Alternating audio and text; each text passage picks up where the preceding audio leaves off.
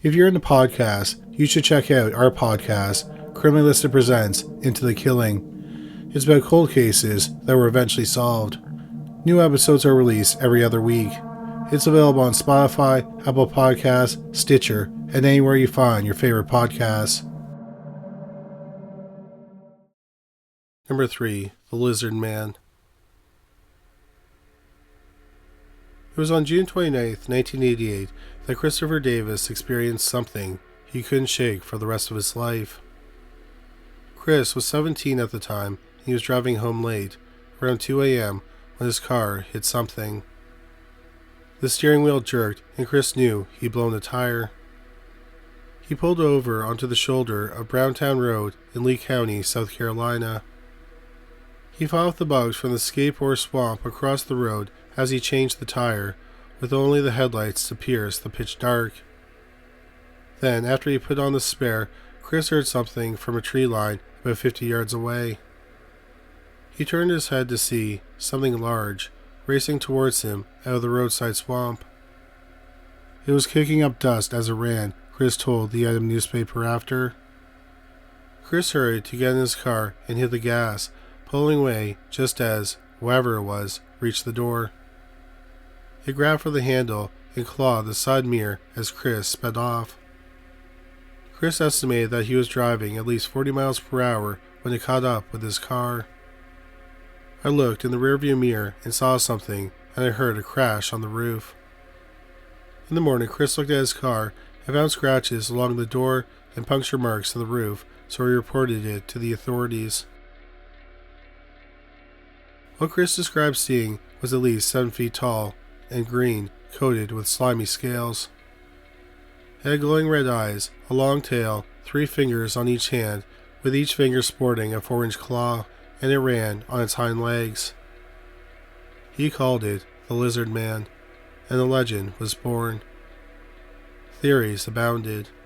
A rabid fox or a cougar, an angry green peacock, a hairless bear, a one-eyed cow.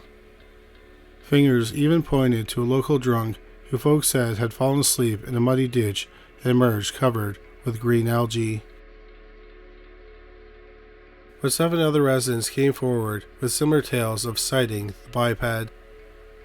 These weren't cranks, but people the sheriff called, quote, reputable, unquote. Local radio station WCOS offered a $1 million reward for the live capture of the creature. Gun-toting bounty hunters soon emerged and stepped into the swamp for a potential payday. One guy, Kenneth Orr, mounted a machine gun on the roof of his camouflaged Toyota.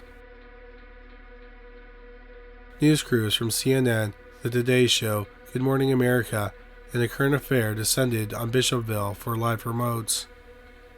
Town gas stations started making bank off Lizard Man merch. I think we've made more money selling t-shirts than gas, station owner Alva Kelly Jr. told the paper.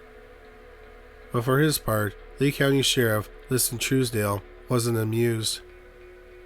It caused me to age a lot, the sheriff said, adding that he even considered moving his offices thanks to the hundreds of looky-loos who descended on his town. Soon, Truesdale insisted Christopher Davis take a lie detector test to put the whole matter to rest as a hoax. The thing is, Chris passed the polygraph. I wasn't drinking, Chris insisted, and I know what I saw. Chris soon found himself an unwinged celebrity. The Oprah Winfrey Show called him to set up an appearance. An offer came in for Chris to appear in a nationwide television commercial. Personal appearances and interviews soon netted the teen about $3,000. He eventually quit his job at McDonald's so he could sign autographs and give nickel tours to visitors. But Christopher's so-called 15 minutes of fame equaled out to about 5 months. That's when interest in the Lizard Man phenomenon seemed to peter out. Right around when football season started up, Truesdale observed. Oprah stopped returning calls, the TV offers dried up, and Christopher Davis sulked back to obscurity. But the Lizard Man legend lived on. Today, the Lee County Con Museum has a display remembering the craze from 1988. and has held a Lizardman Festival in the town since 2016. But Christopher Davis never got to take part. In 2009, at age 37, Chris was shot to death in his kitchen over a matter of 10 ounces of weed. 21 years, almost to the day of his infamous sighting. What impressed me was that he told the same story every time, Sheriff Truesdale said upon learning of Chris's death. And he had to tell the same story every time, to the media and others. If you're lying, you can't tell the same story twice. Number 2. The Silver Man. 39 years before Christopher Davis reported Lizard Man, another young man named Christopher Nichols, saw a similarly strange humanoid figure about 100 miles away on the campus of the University of South Carolina. On November 12, 1949, Nichols and a friend were passing by the Longstreet Theater, a Gothic building once used as a hospital and a morgue during the Civil War. As they turned a corner, they stopped upon seeing a man-like creature climbing into a sewer hole in the middle of the street. The person, if that's what it was colored head to toe in silver. Being a reporter for the school's newspaper, the Gamecock, Nichols presumably did some digging, and must have found out there was no scheduled construction on the sewer line, and apparently none involving someone having to wear a silver suit. He wrote about the sighting in the Gamecock and chalked it up to just a weird shared experience. But a few months later, in 1950, a police officer strolling around the Longstreet Theater also spotted something weird. Near the theater's back loading dock, he saw a man crouched over something on the ground. He approached the man and soon discovered he had silver-toned or grayish skin. When the man saw the cop, he turned and hissed, revealing, to the cop's utter revulsion, that the man also had a third eye in the center of his forehead. The man ran off, and the officer was apparently too flabbergasted to give chase. But when the cop went over to where he saw the silver man, he noticed the remains of a chicken, seemingly torn to bits and scattered across the ground. Whispers abounded on the campus after that, and more than a few thousand students set out to get to the bottom of the legend. Logically, their first stop was at the manhole cover next to the Longstreet Theater. Sliding it open and ascending the ladder into the sewers revealed something amazing. A vast catacomb of maze-like tunnels snaking underneath the university for miles. The underground areas of the campus soon attracted dozens of students, especially frat boys who it said would often bring new pledges down to initiate them with a good scare. In one instance during the 1970s, however, the entire fraternity made a hasty retreat above ground, upon spotting the mysterious Silverman lurking in the shadows. Curious kids venturing down soon caused enough of a safety issue that USC closed off the entrances to the sewers and threatened hefty fines for people who tried to go down there. And sightings of the Silverman, or the Third Eye Man as he's also known, seem to have stopped. Or did they? For many years, the Longstreet Theater and its catacombs have been home to an increasing number of spooky ghost stories. For instance, in 2007, some theater employees came forward with their experiences. Hearing ethereal voices in the Longstreet, hearing doors open and close by themselves, and hearing footsteps when the building was otherwise empty and locked. Former theater professor Ann Dare told the state newspaper, "I heard things. I haven't really seen anything, but I may have had my eyes shut." For ghost hunters, these stories are often chalked up to restless spirits, probably those of Civil War soldiers for whom the former hospital was their final resting place. But there could be more of a logical explanation. There's a medical condition called argyria, in which an overexposure to silver can cause a person's skin to take on a silver tone.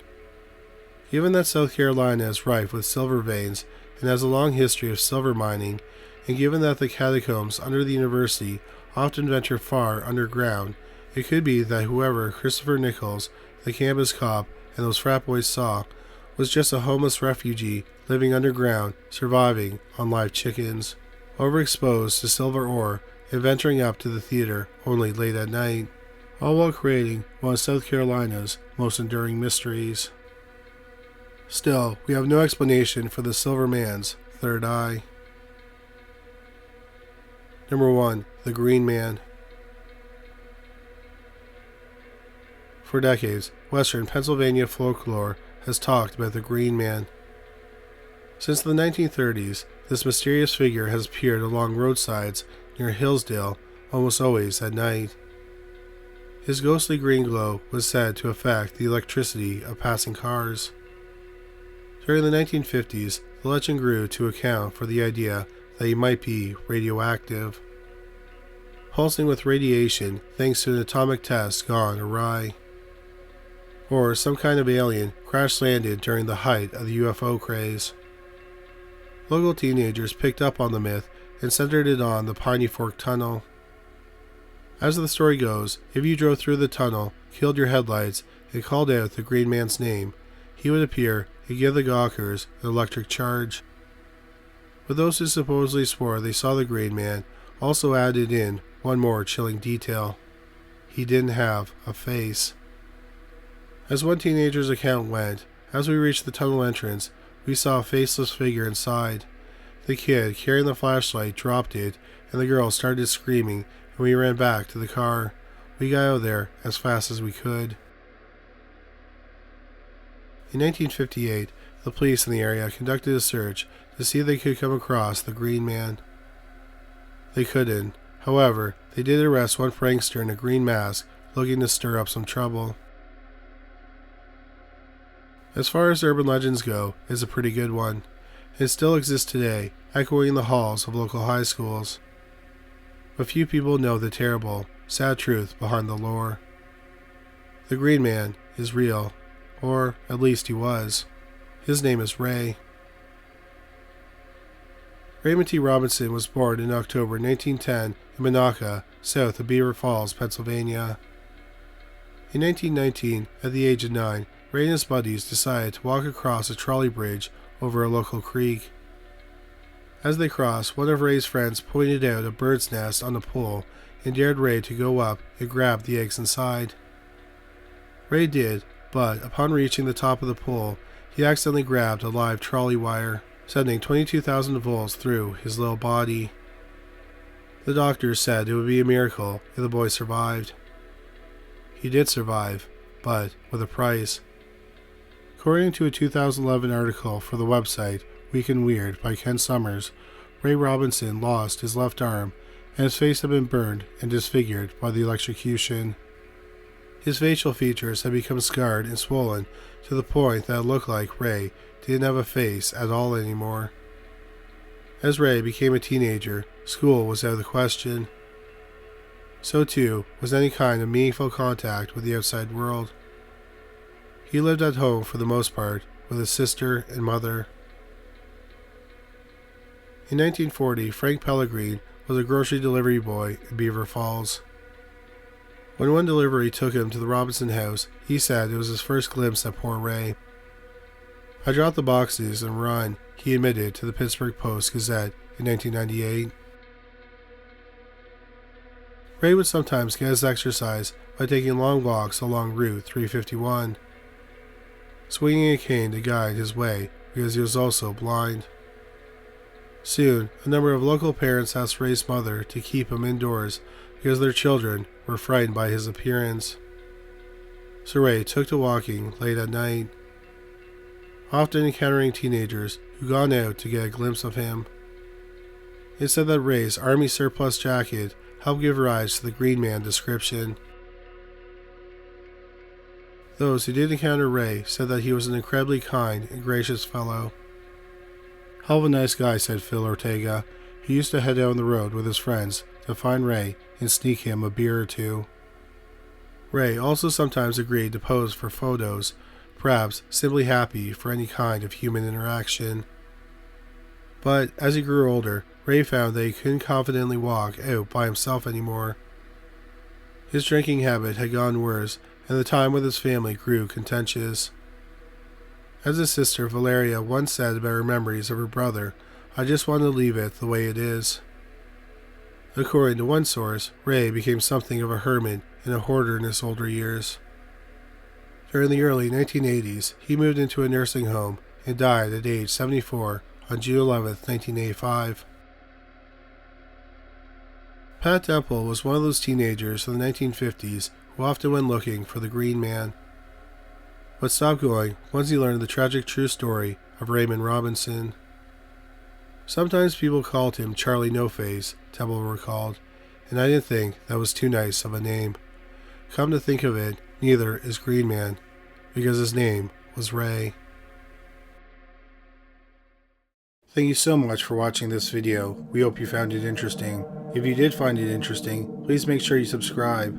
We'll have a new video about the paranormal every week. If you just discovered this channel, please make sure you check out our other channel, Criminally Listed. We have over 325 videos featuring bizarre but true crime stories. You can find it at youtube.com/criminallylisted.